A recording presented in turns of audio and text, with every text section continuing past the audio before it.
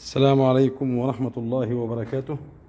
اليوم بنشرح لحضراتكم خطوات عزل الأسطح فوق البلاط.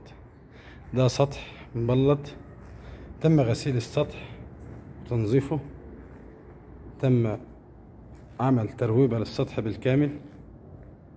بعد الترويبة بنبدأ نحط اللي هو الشاش الفايبر مش. بعد الفايبر مش بنديله وجه دي سي بي.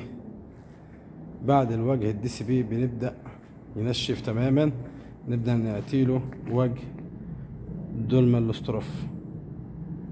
زي ما حضراتكم شايفين ده الوجه النهائي اللي هو الدولما الاستروف. معكم مؤسسة ركن الأرض للعوازل والمكونات.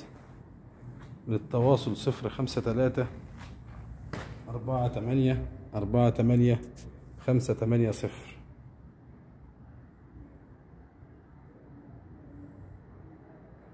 موقع الرياض، حي الشفا.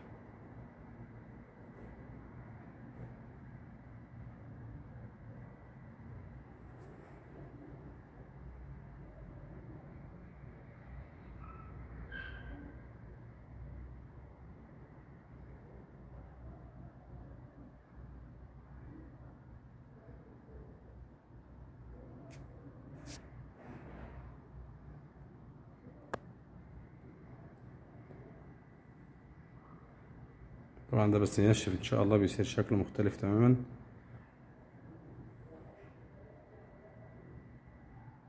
للتواصل 053-48-48-580.